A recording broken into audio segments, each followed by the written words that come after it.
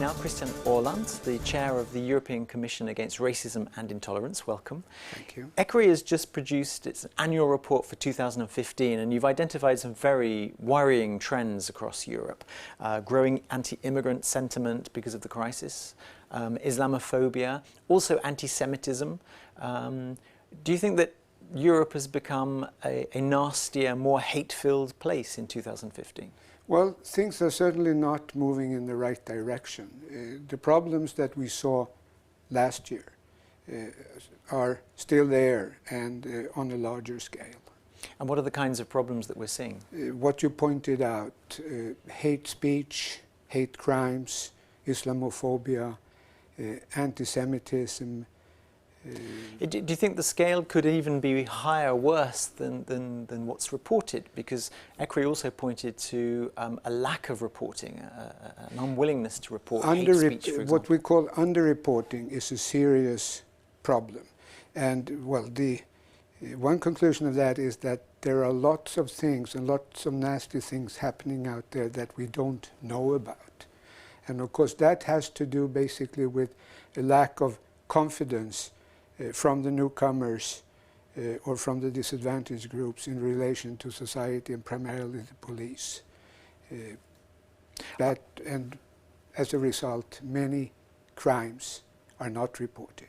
Have you been able to identify some positive signs, some encouraging signs that there is, however, an alternative vision of what Europe could be?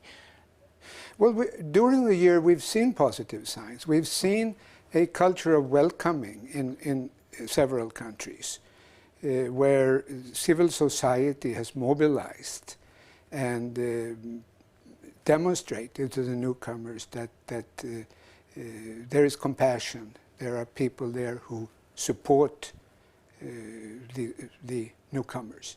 And is that a phenomenon that can last? Is it a durable phenomenon? I think so.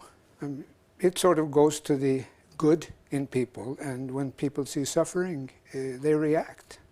Because, of course, politicians particularly are sensitive to public opinion. And if public opinion feels that Yes. there are too many refugees and economic migrants arriving in Europe, then they would tend perhaps to react against that. Exactly. And of course that can work in both directions. We can see how countries who were initially quite welcoming, we can see how public sentiment in those countries prompted a slowdown by the politicians and restrictions on immigration, etc. So, of course, public opinion plays a great role in the democracies of Europe. But do all the countries behave in the same way, or are there differences between them? No. I mean, as we only need to listen to the news or read the newspapers to see that it's quite different. Possibly it has to do with a traditional cosmopolitanism in those countries. There is a more welcoming attitude. Countries that have been isolated and are very homogeneous, there is a more difficult situation.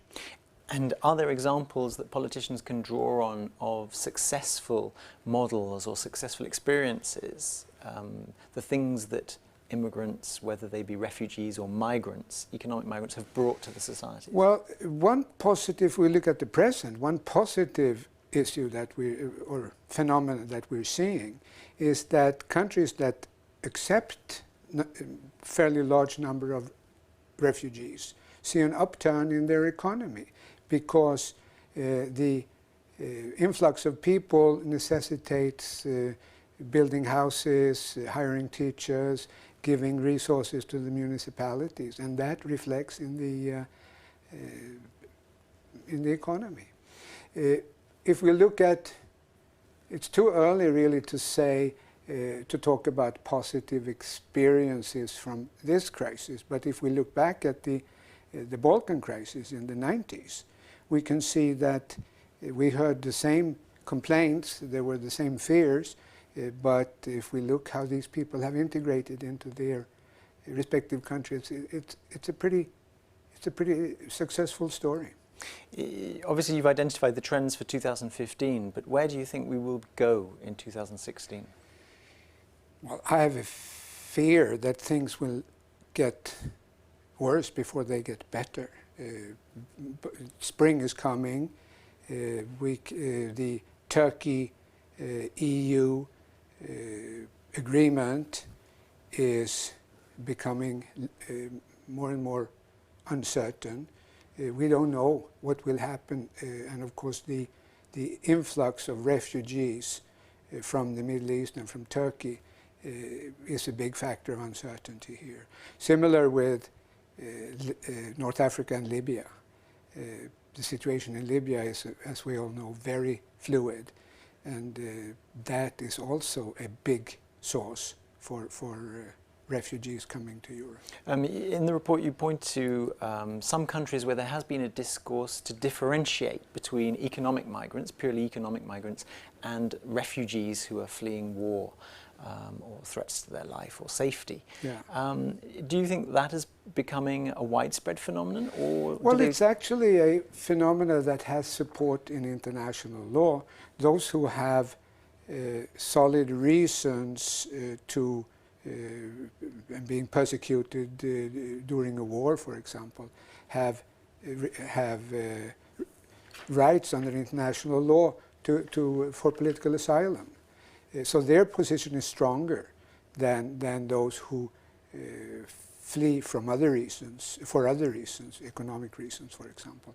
So it's only natural, to a certain extent, that countries differentiate between those two categories, but that doesn't mean that those who are so-called economic refugees, they have strong rights also, which are often not respected. You've come out with some general policy recommendations on how people should be treated, and there should be equality of access to rights and so forth. We have come out with, in March, we came out with a general policy recommendation on how to treat these people who are called irregular migrants, who have either overstayed or have entered the territory without valid reasons. But do you think there is sufficient vision in Europe now as to how to reconcile these different stresses on public opinion, on benefits and social security systems, and to deal with responsibilities to receive refugees and economic migrants? It's not sufficient as it is. Hopefully Europe will learn. Hopefully things like our recommendation will play a role. But it's a situation that we will have to learn to live with. These people are here. Many of them will stay. They will bring new views. There will be new people from other cultures. That's what the world looks like today. And just on the integration point, if I may, in 2014, ECRI pointed to Islamophobia as being actually an obstacle to effective integration of refugees and migrants generally. Is that still, has that been the evidence borne out in 2015? That has not improved as I see it. There is, and I would say maybe rather on the contrary, that